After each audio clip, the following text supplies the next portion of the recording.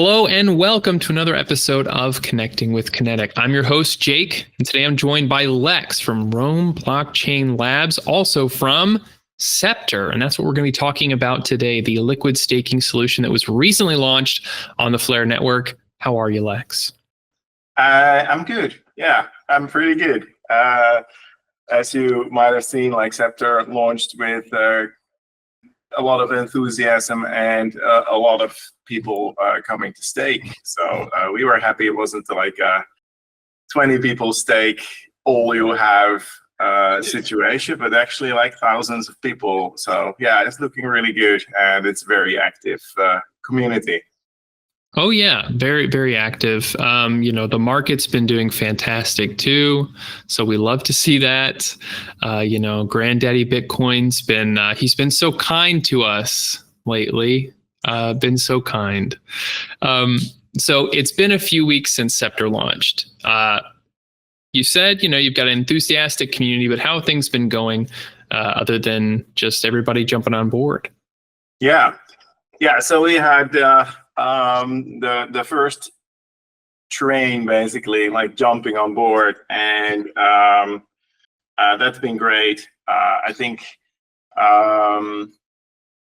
people are now starting to realize that with staking on the P chain, it takes a little while for the rewards actually to arrive, but they are now starting to arrive, and we've sort of spread them to be daily, because it's basically a 2-week staking period. So we're happy to see this daily increase starting now. We're waiting for the flare drop to hit as well, so we can add that to the bunch. And of course, now we are looking into, looking for more partnerships and such. And I guess Kinetic was our first partnership, so great to talk to you. Of course, a real meeting of the minds here. A lot of people are waiting to be able to use their S-Flare on Kinetic. I get a bunch of different questions, sometimes spelled differently anyway. It's usually the same question when. We're just gonna have to wait a little bit. Just relax, everybody. Let's take a deep breath. It's gonna be okay. But before we get into a little bit more about Scepter and some of the common questions people have for it, let's talk about you. How did you first get into crypto? Well, that was through one of my friends here in Helsinki, and initially he was just like, yeah, you should really move some of your actual money over and push it into this weird ass token that it's gonna be great, So I was like, okay. So I think I moved 500 euros in it. He was like, yeah, just push everything. I was like, yeah, or get real. I have no idea what this stuff is. But actually, it was the first time I had a 10 times experience. So I was like, ooh, this is a fun machine. So that's how I got into it. And of course, we were talking a lot. And as I'm a coach originally, as a professionally, he was like, yeah, maybe you can, help out us and coach us on how to create an actual company out of this, what we're all doing here. So that's how I started meeting the rest of the leadership team, and we had these coaching sessions for about a year, I think, give or take weekly. And then, they kept on pushing and pushing and pushing. So, okay, I'll get on board of your train and see what happens. And here I am. I think it's been more than 2 years at Rome Blockchain Labs, and a whole bunch of products further in that time. So yeah. How many years does it feel like? 20. Yeah. I think I got it 10 times there as well. Yeah, that's the drawback. Yeah, 10 times the money, it feels like 10 times the time. It takes me back, that first 500. It felt scary. Yeah, it was like, okay, I'm just gonna throw this away. Basically, that was Yeah. No, that yeah. was I had the same feeling like, oh, I'll put a little bit in. I'll put a little bit in. That the 500 seemed like a big deal, and then today it's just like, whatever. yeah. Just Oh look, throw it there's around. like there's like $30,000 there. Eh. Just don't look at it. It goes up and down. Don't look at it. Scares the crap out of you. It's actually the liquid staking feeling very much, because I remember that like first time in crypto, it was all about like really quickly getting something, like was going 10 times or 100 times, and then you just had to dump it quickly and move on to the next thing. And liquid staking is just not like that. It's like you're in for the long haul. You stake it, you leave it, you do other stuff with S Flare or whatever stake token you have, but you leave it like it is.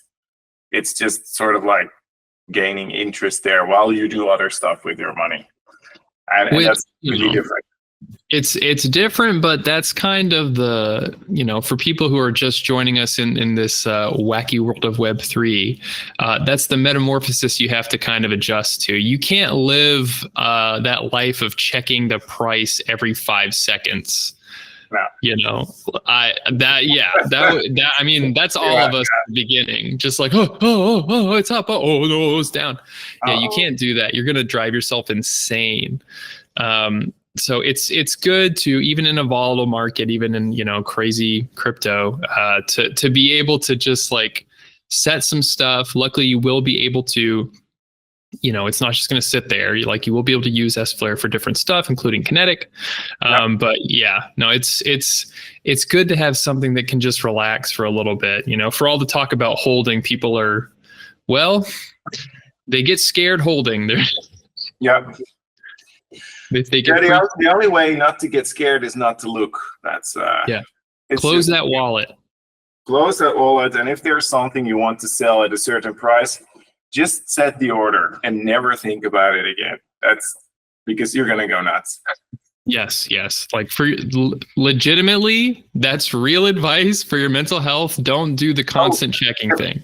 But of course, it was not financial advice. It was not financial advice. We only give out mental health advice here because that's what we're qualified for.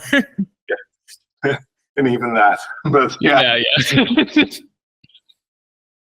So, zooming out a little bit, or I guess zooming in with regards to Scepter, can you explain kind of, what we're talking about already, the value that liquid staking provides to the Flare ecosystem? Yeah, so what people are used to is regular staking, at least on Flare. And with regular staking, you basically lock up your money or your Flare for a certain amount of time, and then it comes back with some rewards. They also have the wrapped Flare, and it's not really locked up, but you kind of have to keep it in your wallet, otherwise you won't get anything. So it's not like you can use it in a liquidity pool or in a lending market or anywhere else. Then you basically just don't get anything. So that's what they're used to. And now liquid staking is sort of like a layer on top where you stake, but you get this receipt token, which has value. It starts out with the same value, and in our case, it keeps growing. So there are two types of liquid staking. There's the type of liquid staking where you have a 1-to-1 ratio. So there you constantly have to claim your rewards because you get rewards like that. In our case, the value of S-Flare grows compared to Flare. So you always have your rewards in there. It does, you don't have to go and claim them. Of course you can unstake, but what's the point? Right. You have them constantly. So yeah, so if you would put that in for some people who are used to just claiming. Yeah. So let's say that you use that S-Flare in Kinetic, for instance. Then the value of what you have in there compared to regular Flare, of course, you can't say anything about the dollar. That's like, that's anyone's guess. But compared to Flare, just keeps growing. So it keeps getting worth more Flare. So if you would have borrowed Flare against it, theoretically, you could keep on borrowing more next month and more next month, because your value would increase. So you don't need to go to unstake it because you have the value. And if you do need part of that, let's say you need your rewards every month, then you would unstake only the small bit of your S flare every time to get the rewards instead of the whole thing. But that would be my personal way of doing it, because otherwise you go through that 2-week unstaking cycle and having to pick it up and having to then restake what you want to stake and on and on. So right, yeah, use it as you need it, unstake it as you need it. Yeah. I think some people still don't really understand why S flare and liquid staking so important for Kinetic.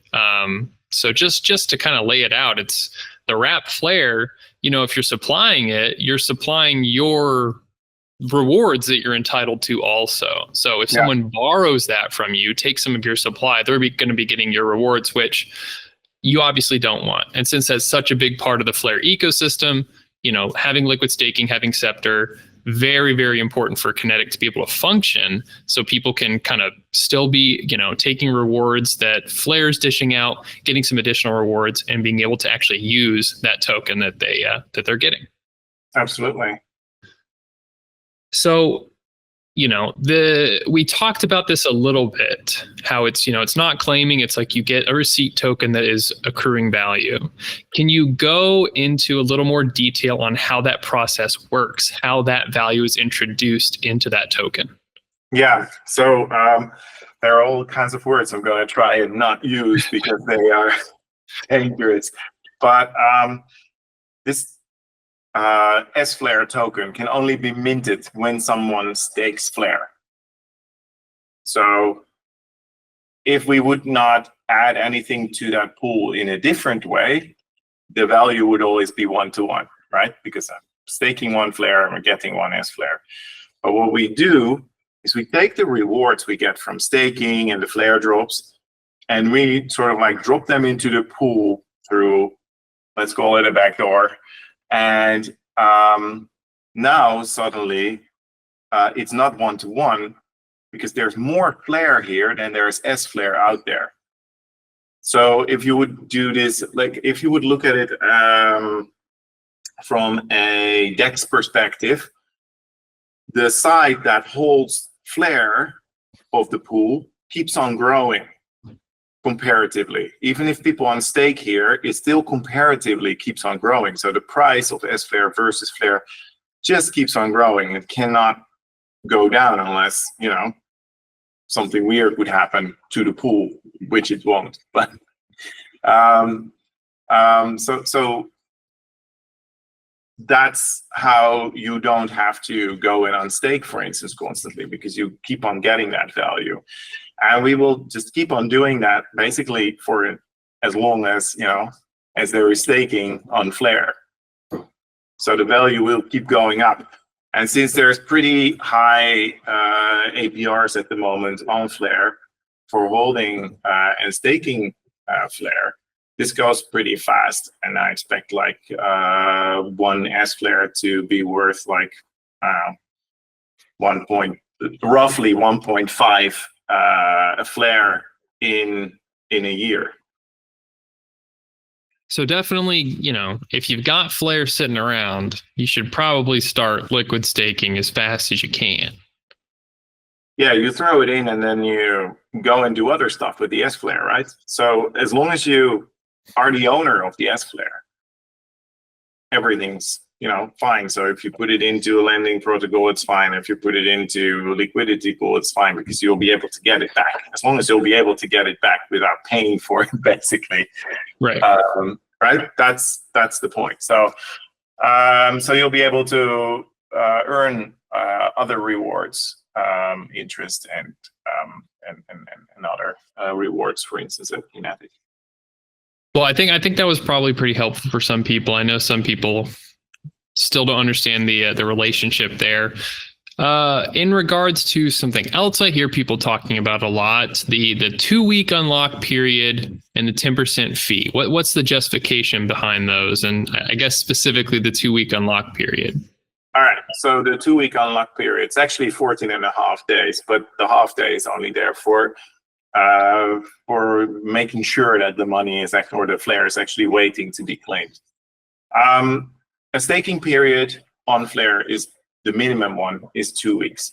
So that's the one we use constantly. So we stake for 2 weeks, and then when it comes out, we restake it and so on. So to be sure that we actually have the flare waiting in the contract for the person who's going to claim it, it needs to be 2 weeks. Theoretically, sometimes it could be shorter, but we don't know. And we want to be 100% sure that someone clicks claim, it should actually function. So that's why it's that period. Okay, that makes perfect sense to me. Is there anything exciting coming up for Scepter soon, or looking farther into the future? Well, we are constantly working on all kinds of partnerships. So of course there's that. To bring it more back to the protocol, I think we are currently designing and developing a more extensive page where you can track the rewards that come into the protocol, so you can see like over time how it's done and everything like that. And we'll be able to calculate an actual APY or APR based on actual data instead of what you can sort of guesstimate ahead of time. And I think that's something that people will be looking forward to. Well, to kind of expand on that, how do you see Scepter's role in the Flare ecosystem developing in the next 6 months? Because, a lot of different protocols are going to come online. Right now it's a little sparse as far as things to do with S-Flare itself. But, once Kinetic comes online, other places start to, the DeFi train starts to hum, that engine starts going. How do you think that your role will kind of evolve? Yeah. So currently we're staking to the P chain only, but eventually we will also do the same thing to the C chain. If we do it to the P chain now, because the rewards are a bit better there than they are on the C chain, but eventually, if enough Flare moves over to the P chain, of course, those APRs are going to start to shift. So we've been calling that yield arbitrage, basically. So once we get to that tipping point, we'll be starting to also move Flare into the C chain to basically keep those APRs steady. And that will also keep the network steady. It will even basically give Flare a way to control where the Flare goes by tweaking the reward flow.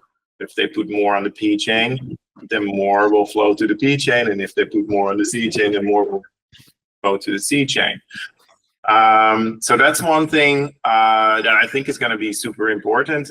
But of course, like the whole idea of liquid staking is to unlock that liquidity. There's just like a lot of people invested in Flare and hold on to huge bags of Flare, but they can't do anything with it at the moment. Even if there would be tons of things available in the ecosystem, they wouldn't really be able to do anything with it because they would lose their rewards. And this will allow them to keep getting the rewards while also participating fully in the ecosystem. So I think it's together with Kinetic, it's the engine of the network. Yeah. I mean, Scepter's, it's like the gas, the lifeblood of the Flare ecosystem. Put on my marketing hat. The most important technology ever made. I should tell you something about people in Northern Europe. We easily get embarrassed when people say stuff that we are doing is important or good. It's the opposite for America. So I know. If we don't hear that every day, we fall into a deep depression. We'll try. Well, yeah, thank you so much for this interview. I think this was great. I think people will find this very useful. Final question, where can people best reach you or the Scepter team if they have questions or want to know more? Yeah, so of course there is our app and our website. I'm hoping you can put them somewhere in links. I will. I will. All right. And then we have Telegram and we have a Discord channel. I think Discord is the most useful one because it also has the FAQ and, it's the best way to organize the information like that. I'm a Discord man myself, but there's a high Telegram bias around here. Yeah. So we're definitely not closing that down.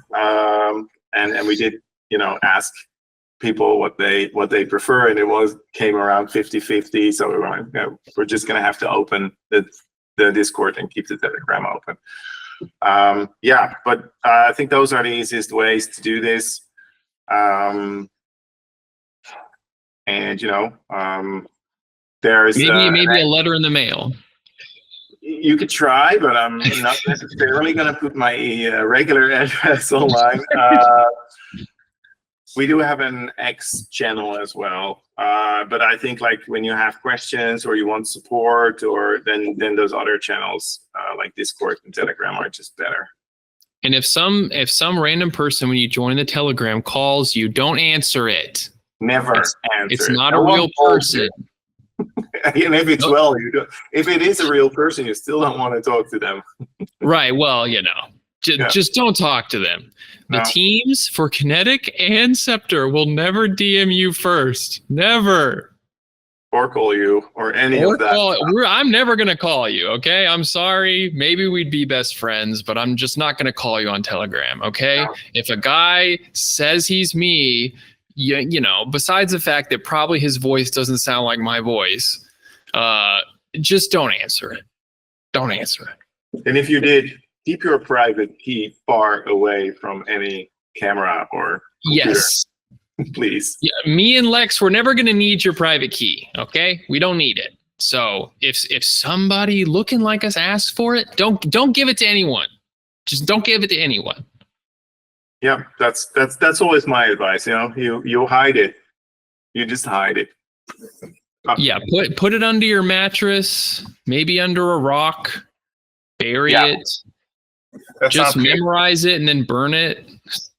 I have a little demon playing with my chair, so I just went down.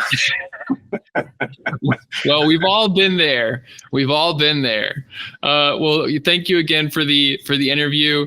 It'll be exciting to talk to you again when some few months pass and we really see that DeFi engine, go into the next station. I don't know where I'm going with this metaphor, but this has been another episode of Connecting with Kinetic.